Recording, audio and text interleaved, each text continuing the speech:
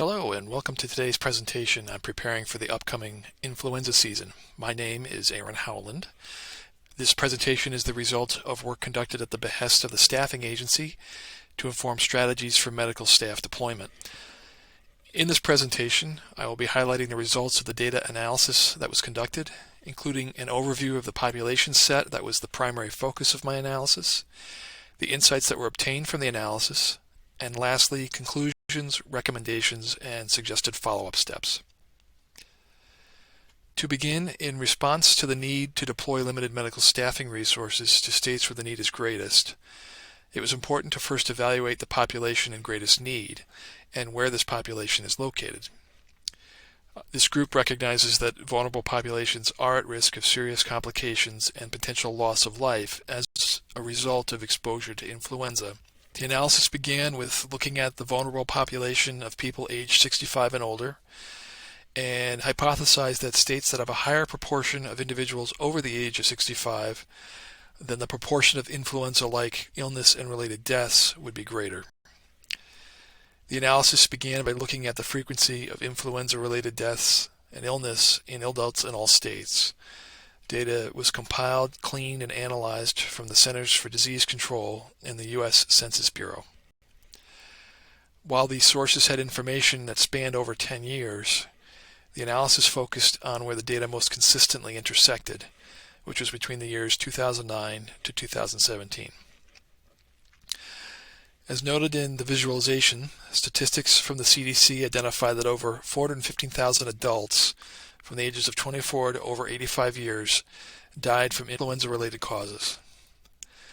The statistics highlighted that vulnerable populations age 65 and over are at even greater risk of influenza-related deaths. And as demonstrated on the histogram, the frequency of deaths in this age cohort is greater than other age groups. So if we click on some of these 10-year age groups,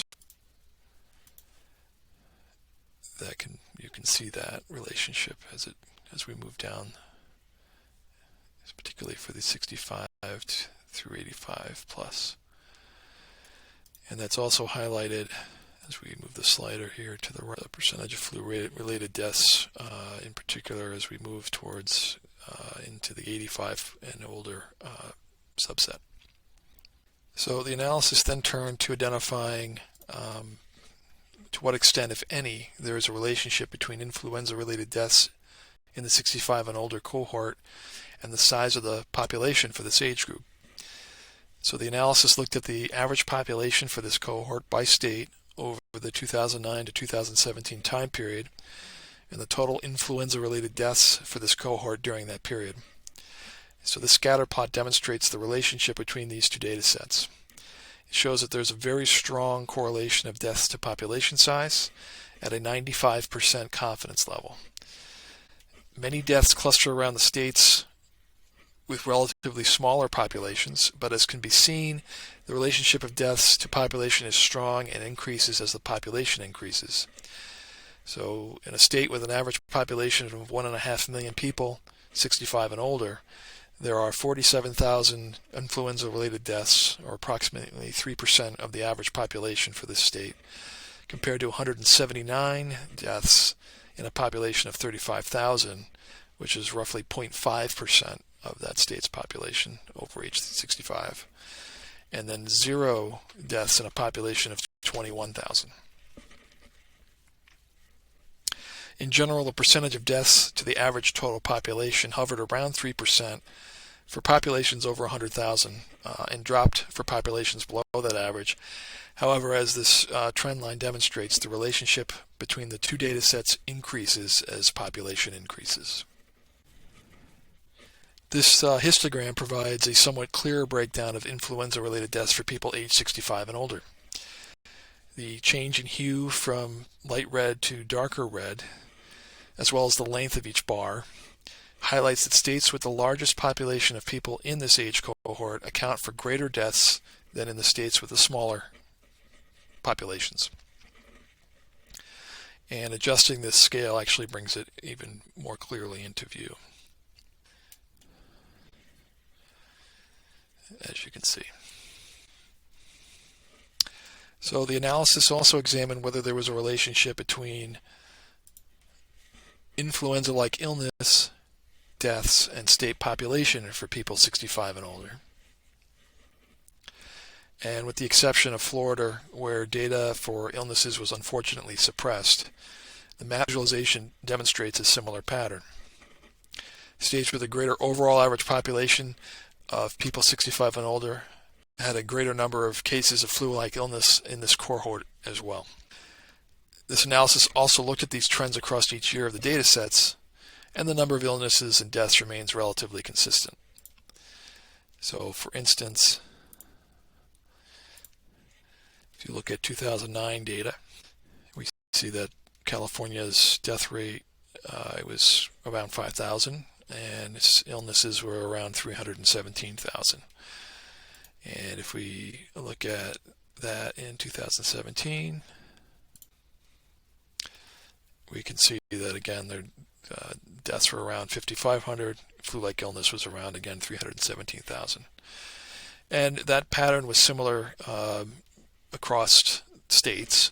So, for instance, New York had approximately 779,000 cases and 4,000 deaths in 2009 and in 2017, while a state, Wyoming, for instance, had approximately 16,000 cases and 10 deaths in 2009, and approximately the same number of cases with 22 deaths in 2017.